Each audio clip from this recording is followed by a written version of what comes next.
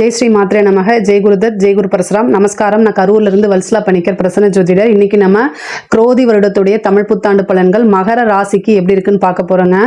இப்போ நான் சொல்லக்கூடிய இந்த ராசி பலன்கள் வந்து மகர ராசியில் பிறந்தவங்களுக்கும் சரி, மகர லக்னத்தில் பிறந்தவங்களுக்கும் சரியாக தான் இருக்கும். இந்த வருஷம் வந்து எப்போ பிறக்குது அப்படின்னா 14/4/2024 ஞாயிற்றுக்கிழமை சஷ்டி திதியிலையும் தைத்துளை கரணத்திலையும் அதிகண்ட யோகத்திலையும் திருவாதிரை நட்சத்திரம் மிதுன ராசியிலையும் இந்த வருடம் வந்து பிறக்குதுங்க. அதாவது இந்த வருஷம் பிறக்கிற அன்று உங்களுடைய ராசி லக்னப்படி கிரகத்துடைய நிலைகள்லாம் எப்படி இருக்குன்னு பார்க்கலாம். 2ஆம் இடத்துல உங்களுடைய ராசியாதிபதியே சனி வந்து 2ஆம் இடத்துல இருக்காரு, ஆட்சி பெற்று இருக்காரு. செவ்வாயும் கூட இருக்கு. 2ஆம் இடத்துல சனியும் செவ்வாயும், 3ஆம் இடத்துல ராகு சுக்கிரன் புதன் இருக்கு, 4ஆம் இடத்துல குருவும் சூரியனும் இருக்கு, 6ஆம் இடத்துல சந்திரனும், 9ஆம் இடத்துல கேதுவும் இருக்கு. இதுதான் இந்த குரோதி வருடம் பிறக்குது இல்லையா, அப்போ இருக்கக்கூடிய கிரக நிலைகள் உங்களுடைய ராசி லக்னப்படிங்க. இந்த குரோதி வருடம் எப்படி இருக்கும் அப்படின்னா ரொம்ப அற்புதமாக தான் இருக்கும். ஏன்னா குருவோட பொசிஷன் வந்து 5ஆம் இடத்துக்கு வருதுங்க. மற்ற எந்த கிரகத்தோடைய பயிற்சிகளும் இல்லை. பட் ஆனால் என்னன்னா குரு வந்து ரொம்ப ரொம்ப சூப்பரான பிளேஸ்ல இருக்கு. உங்களுக்கு 5ஆம் இடத்துல இருந்துட்டு உங்களுடைய ராசியை பார்க்குது, 11ஆம் இடத்தை பார்க்குது, 9ஆம் இடத்தை பார்க்குது. நீங்க இந்த 7.5 சனியிலிருந்து ஃபுல்லா ரிலீவ் ஆன மாதிரி தான் இந்த கணக்குன்னு வச்சுக்கோங்களேன். முக்கியமா என்ன விஷயத்துல நீங்க கவனமா இருக்கணும்னா, நீங்க பேசக்கூடிய வார்த்தைகள்ல, இது நான் நிறைய விஷயங்கள்ல சொல்லியிருக்கேன். 2ஆம் இடத்துல சனி இருக்கு. உங்களுக்கு நல்ல காசு பணம் வருமானம்லாம் வரும். ஆனா வாக்கு சனி கோப்பை குலைக்கும் அப்படின்னு சொல்லுவாங்க. முடிய போறப்போ உங்களுக்கு காசு பணம்லாம் அள்ளி கொட்டி கொடுத்துட்டு போகும். ஆனா அதை அமைதியா ஹேண்டில் பண்ணணும்.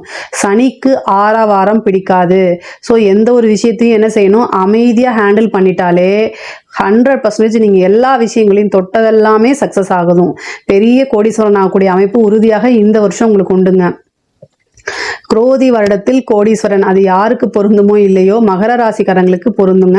3ஆம் இடத்துல இருக்கக்கூடிய ராகு வந்து நிறைய முயற்சிகள் பண்ணுங்க. உங்களுடைய பிஸ்னஸ் ரீதியாக, உங்களுடைய தொழில் ரீதியாக அலைச்சல்கள் உறுதியாக உண்டு. ஆனால் அந்த அலைச்சல் வந்து சக்ஸஸ்ல முடியும். அதுதான் நீங்கள் சந்தோஷப்பட்டுக்கணும். அலைச்சலாக இருக்கு அப்படின்னு நீங்கள் நினைக்கக்கூடாது.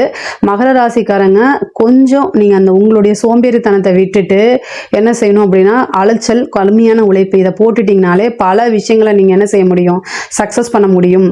5ஆம் இடத்துல இருக்கக்கூடிய குரு வந்து திடீர்னு உங்களுக்கு நல்ல அதிர்ஷ்டத்தை கொடுத்துருவாருங்க.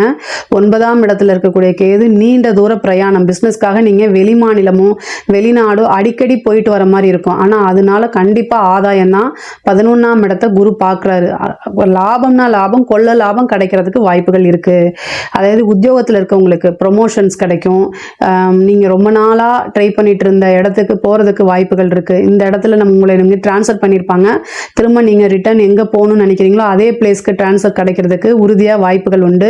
ப்ரொமோஷன் உறுதியாக உண்டு. சேலரி இன்க்ரிமெண்ட்டும் உண்டு. 2ஆம் இடத்துல இருக்கக்கூடிய சனி வந்து காசு பணம்லாம் வந்து திடீர்னு சேர்க்கை, தனச்சேர்க்கை உறுதியாக உண்டுங்க. படிக்கக்கூடிய குழந்தைங்களுக்கு, அதாவது 4ஆம் இடத்துல இருந்த குரு இப்போ 5ஆம் இடத்துக்கு போயிட்டாரு. படிப்பில் முன்பை விட நல்ல ஆர்வம், படிப்பில் அதிகமான மார்க் வாங்குறது, நீங்கள் நினச்ச மாதிரி நல்ல ஸ்காலர்ஷிப்பில் நல்ல பிளேஸ்மெண்ட், இது எல்லாமே உறுதியாக உண்டு. படிக்கக்கூடியவர்களுக்கு இது ஒரு பொற்காலம் தான். நீங்கள் என்னன்னு கரெக்டாக பிளான் பண்ணிட்டீங்கன்னா அந்த இடத்துல போய் சேர முடியும். உங்களால் படிப்பில் நல்ல ஆர்வம் உங்களுக்கு வருங்க. ஆனால் என்ன அப்படின்னா 2ஆம் இடத்துல சனி இருக்குது. அடிக்கடி வந்து நீங்கள் மொபைல் யூஸ் பண்ணக்கூடியவங்களாம் இருந்தீங்க அப்படின்னா அதை மட்டும் அவாய்ட் பண்ணிக்கோங்க. 2ஆம் இடத்துல வந்து பார்த்திங்கன்னா சனி இருக்கும்போது கண்டதையும் பார்க்க தோணும். பட் ஆனால் அதெல்லாம் அவாய்ட் பண்ணிக்கோங்க. முக்கியமாக சின்ன குழந்தைங்களாக இருந்தால் அவங்கக்கிட்ட செல்ஃபோன் கொடுக்காமல் இருக்கிறதே ரொம்ப ரொம்ப பெட்டருங்க. உத்தியோக ரீதியாக, அதாவது உங்களுக்கு அரசாங்க உத்தியோகம் அப்படின்னா இது நல்ல வாய்ப்புங்க. அரசாங்க உத்தியோகத்தில் இருக்கவங்களுக்குலாம் அதாவது திடீர்னு நல்ல ஒரு அதிர்ஷ்டம்னு வச்சுக்கோங்களேன். நீங்கள் எதிர்பார்த்துருக்கவே மாட்டீங்க அந்த ப்ரொமோஷன் கிடைக்கும், இன்க்ரிமெண்ட்டும் உங்களுக்கு கிடைக்கும், நல்ல மதிப்பு, திடீர்னு உயர் அதிகாரிகள்னால பாராட்டுகள், ரெகக்னைஸ், நீங்கள் செஞ்ச சேவையை பாராட்டி வந்து அரசாங்கமோ அல்லது திடீர்னு ஜனாதிபதி அவார்டு கிடைக்கிறது கூட வாய்ப்புகள் உறுதியாக உண்டு. நமக்கு தானே அப்படிங்க நினைக்காதீங்க, நீங்களே நம்புங்க. இந்த டைம் வந்து என்ன அதிர்ஷ்டம் அப்படிங்கக்கூடியது வந்து ரொம்ப ரொம்ப அதிகமாக உங்களுக்கு தான் இருக்குன்னு வச்சுக்கோங்களேன். அதிர்ஷ்டம் அப்படிங்கிறது வந்து நீங்கள் எப்படி ஹேண்டில் பண்ணுறீங்க, நீங்கள் அதை எப்படி ரிசீவ் பண்ணுறீங்க, பண்ணுறீங்கிறத பொறுத்து தான். உங்களுக்கு என்ன எதிர்பார்ப்போ அத்தனை எதிர்பார்ப்புமே பூர்த்தி ஆகும். முக்கியமாக வந்து வேலைக்காக கவர்மெண்ட் எக்ஸாம்ஸ்க்காக யூபிஎஸ்சி இந்த மாதிரி விஷயங்கள்லாம் ட்ரை பண்ணிட்டு இருக்கீங்க, ஐபிஎஸ் ஐஏஎஸ் இந்த மாதிரி விஷயங்களுக்குலாம் ட்ரை பண்ணிட்டு இருக்கீங்க அப்படின்னா இந்த டைமில் அது உறுதியாக கிடைக்கும். உங்களுக்கு 10ஆம் இடத்துக்கு குரு பார்வை இல்லைன்னா நீங்கள் நினைக்காதீங்க. பட் ஆனால் வந்து உங்களுக்கு ரொம்ப ரொம்ப சூப்பராக இருக்குது. 11ஆம் இடத்தை சனியும் பார்க்குறாரு, குருவும் பார்க்குது. உங்களுடைய ஆசை என்னவோ, உங்களுடைய லட்சியங்கள் என்னவோ அதுதான் சக்ஸஸ் ஆக போகுது. மூத்த சகோதரனுடைய ஆதரவு உங்களுக்கு உறுதியாக உண்டு. மூத்த சகோதரன் அல்லது சகோதரியுடைய ஆதரவுகள், இதுவரைக்கும் இருந்த பிரச்சனைகள்லாம் நீங்கி சுமூகமான உறவுகள் ஏற்படுறதுக்கு உண்டான வாய்ப்பு இருக்கு. தந்தை வழி சொத்துக்கள், பூர்வீக சொத்துக்கள் எல்லாமே கைக்கு வந்து சேரும். ஏதாவது நீங்க கேஸ் போட்டிருந்தா கூட அது சக்சஸ் ஆகி அந்த விஷயம் வந்து உங்களுக்கு சாதகமா தீர்ப்பாகுங்க. இவ்வளோ நாளா ஒரு பெரிய லட்சியத்தை நீங்க அடையணும்னு நினைச்சிட்டு இருப்பீங்க. அதுக்கு உண்டான விஷயங்கள் நீங்க முயற்சியே பண்ணாம இருந்திருப்பீங்க. ஆனா இப்போ வந்து அந்த முயற்சி பண்ணுங்க, அதுக்கு உண்டான விஷயம் தானா தேடி வரும். அதுல நீங்க சக்சஸ் தான் பண்ணுவீங்கன்னு வச்சுக்கோங்களேன். அரசியல்வாதிகளுக்கு இது ஒரு ரொம்ப சூப்பரான டைம். மகர ராசியை பொறுத்த வரைக்கும் எல்லா துறையுமே ரொம்ப சூப்பர். அரசியல் துறை அப்படிங்கும்போது பிரபலியமான யோகம் கிடைக்குங்க உங்களுக்கு. முக்கியமா நீங்கள் எந்த எஃபர்ட்டுமே போட்டிருக்க மாட்டீங்க, ஆனால் அதிர்ஷ்டம் தேடி வரும்னு வச்சுக்கோங்களேன். எஃபர்ட் போடாமையே பலாபலனை கிடைக்கக்கூடிய வருஷமாக தான் இது இருக்கும்.